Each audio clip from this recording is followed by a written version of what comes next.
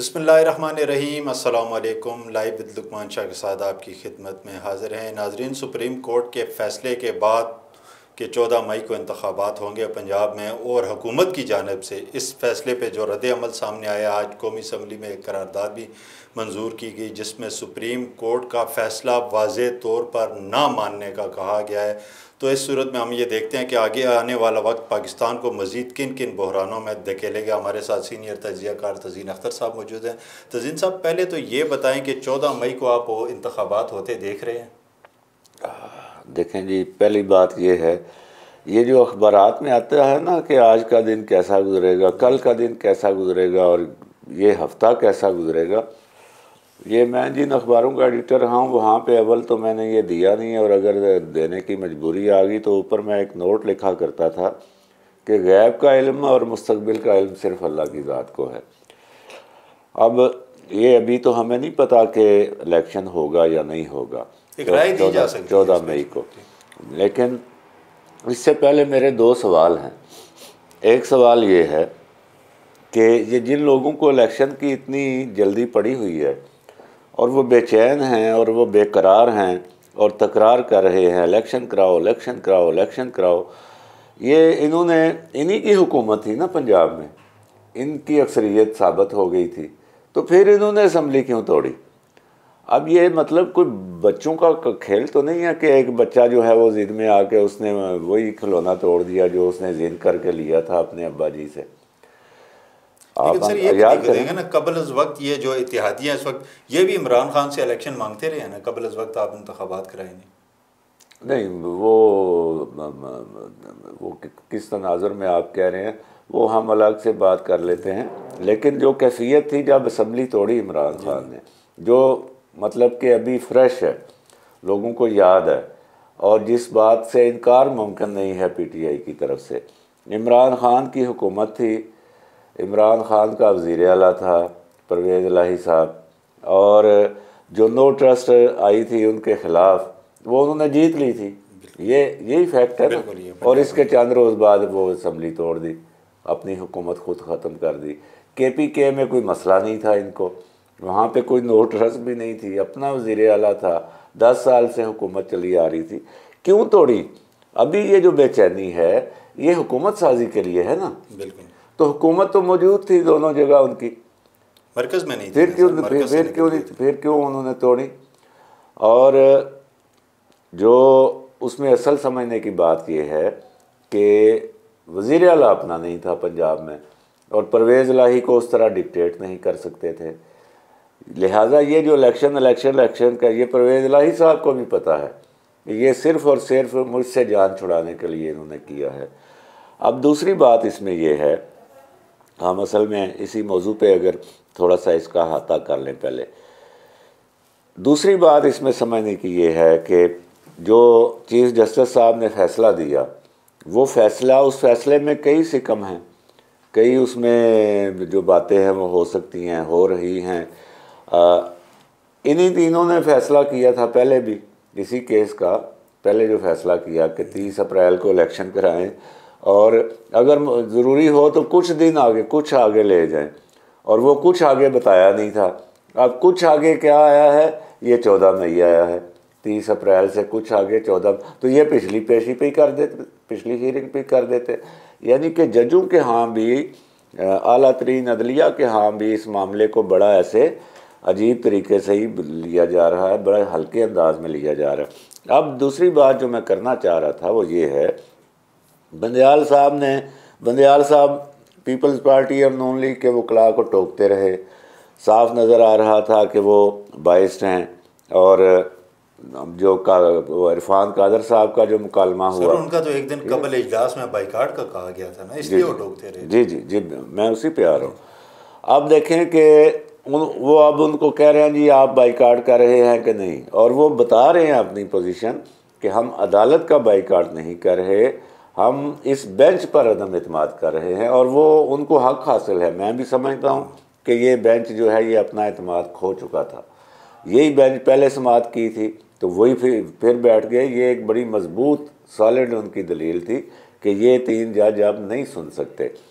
अच्छा, अब आप देखें उन्होंने उसको दरखोरे इतना नहीं समझा और फैसला दे दिया, और उनको सुना भी नहीं है, इरफान कादर को भी नहीं सुना और नायक साहब को भी नहीं सुना, और फैसला दे दिया और आर्डर कर दिया लॉ मिनिस्ट्री उसको, फिनांस मिनिस्ट्री को जारी करो। ये एडमन के डोमेन में ये मुदाखलत शुरू कर दी। जुडिशल एक्टिविज़म को अगर हम ना भी देखें तो ये एडमन के अंदर इतनी ज़्यादा। अब देखें जो आप बात बता रहे हैं, पार्लियामेंट ने जो आज करार पास की, काबीना उसी रोज़ उसने रिजेक्ट कर दिया।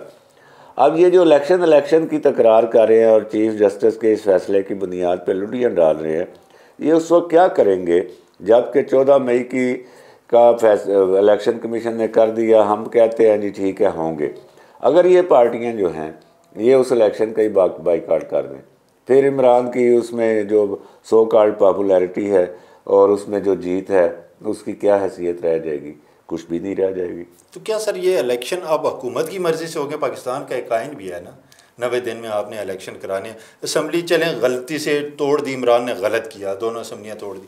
अब इलेक्शन का प्रोसेस किस तरह मुकम्मल होगा? 2 सूबों को निगरान के सेटअप पे तो नहीं छोड़ा जा सकता? जी हाँ, नहीं छोड़ा जा सकता, लेकिन क्यों भाग रही है हुकूमत में? 13 जमातें भी हैं, सारे एक पेज पे भी हैं, फिर इलेक्शन से क्यों भाग रही है? बिल्कुल। अच्छा, ये कोई नई बात नहीं होगी। इसमें पहली चीज़ तो ये है कि आपकी बात मान लेते हैं इमरान खान साहब की कि 14 मई को जी इलेक्शन, जी ठीक है, चले हम ये भी वैसे मेरा ख्याल नहीं है कि इमरान खान की वो मकबूलियत है जो वो कह रहा है, क्योंकि इसी पंजाब के जो जुलाई 18 के इलेक्शन थे उसमें नून लीग जीती थी। नून लीग की सीटें ज़्यादा थी PTI से। वो तो वो जहांगीर तरीन का जो आपको वो जहाज़ याद है ना, उसमें वो भर के आज़ाद और दीगर वो लेके आया बनी गला और वो पट्टे पहनाए गए, और उसका फिर कल्मिनेशन आपने देखा कि लास्टली इमरान खान की PTI जो है वो 10 बंदे कम ही रहे उसके, और वो 10 बंदे पूरे किए परवेज़ इलाही ने। ये तो आपके सामने है ना सारी। तो एक तो ये बात है। दूसरी बात ये है कि जो पंजाब में अगर इलेक्शन हो जाता है 14 मई को, और उससे भी पहले ये है कि बंदयाल साहब ने इतना अपने ऊपर एक बोझ लिया, इतनी बातें सुनी, फैमिलियां तक उनकी डिस्कस हुई, उन्होंने निकाला क्या? पंजाब में 14 मई को इलेक्शन और KPK में आप जाए मुतलका फोरम पे। ये क्या फ़ैसला है भाई? अगर कराना ही है, अगर इस मुल्क में 2 अलग अलग तारीख़ों में इलेक्शन होने हैं तो फिर ये दोनों के इकट्ठे करा लें ना, ताकि फिर तीसरा एक इलेक्शन ना हो।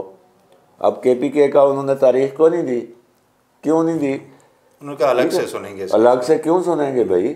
दोनों साथ तोड़ी, दोनों का एक केस है, तो अलग से क्यों सुनेंगे? साथ सुन, उनका भी 14 मई को कराए, आर्डर जारी करें। तो ये वो बातें हैं जो बंदयाल साहब को गलत साबित करती हैं।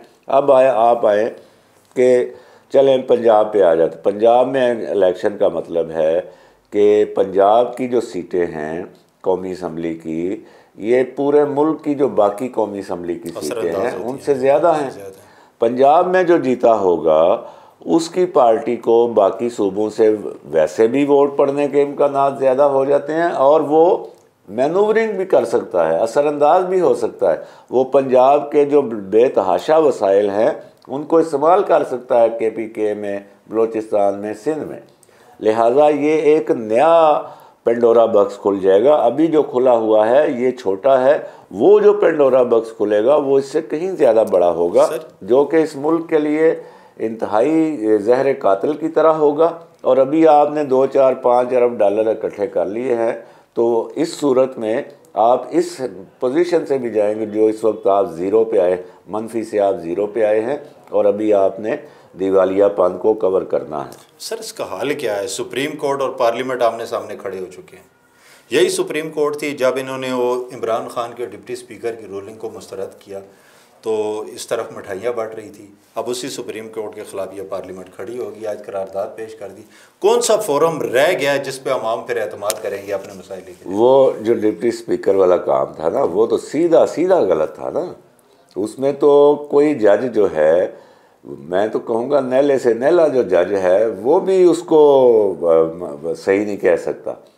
कुछ चीज़ें होती हैं जो रोज़े रोशन की तरह अयां होती हैं, और ख़ास तौर पर जब आप अदल की कुर्सी पे बैठे होते हैं तो कई पोजीशनें ऐसी होती हैं, कई सिचुएशनें ऐसी होती हैं कि आप चाहते हुए भी उसके ख़िलाफ़ नहीं जा सकते।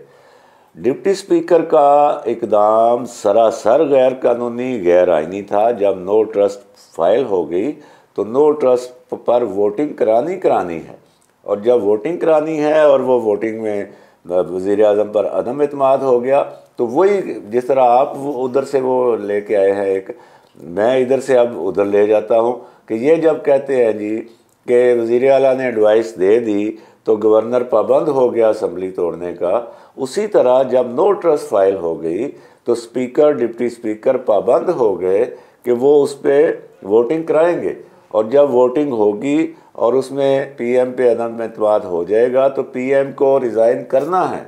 ये वो बातें हैं जो बिल्कुल स्ट्रेट और सीधी और बिल्कुल, मतलब कि इनसे हट के तो कोई एक मजिस्ट्रेट के पास आप जाएंगे ना, वो भी नहीं कह सकता भाई डिप्टी स्पीकर का इकदाम सही था। सर बात अब मानी किसकी जाएगी? सुप्रीम कोर्ट और पार्लियामेंट दोनों आमने सामने हैं, तीसरा फोरम कौन सा रह जाता है जो इन दोनों को बिठाएगा, मामले को हल करेगा? क्या वही फिर मामले पुराने वाली रूटीन चल पड़ेगी? वैसे तो मैं ये कहूँ, लिखा भी है और कहता भी हूँ कि मेरी तरफ से तो आप कल ही इमरान खान को हुकूमत दे दें, शहबाज शरीफ साहब हट जाए, कैबिनेट चली जाए घर अपने, इमरान खान साहब को बुला के इज़्ज़त व एहतराम के साथ उनको वज़ीर आज़म की कुर्सी पे बिठा दिया जाए, और उधर बंदयाल साहब मौजूद हैं, दोनों मिल के इस मुल्क को दिवालियापन से निकालें, दोनों मिल के इस मुल्क में जो महंगाई का तूफ़ान है उसको सही करें, दोनों मिल के पेट्रोल नीचे लाएँ, दोनों मिल के डॉलर नीचे लाएँ, लग पता जाएगा। वो तो ये भी नहीं कर सकते जो बैठे हैं, ठीक है, तो इनसे भी नहीं हो रहा। हाँ, लेकिन इन्होंने ये किया है कि अभी महंगाई बढ़ाई और तो कुछ नहीं किया। अभी तक जो रमज़ान का भी इसमें एलिमेंट था, जो डॉलर और पेट्रोल है ना, उसमें IMF का अभी आप खबरें सुने, ये इन्होंने जो की थी, वैसे ठीक है बात, महंगाई बहुत ज़्यादा हुई है,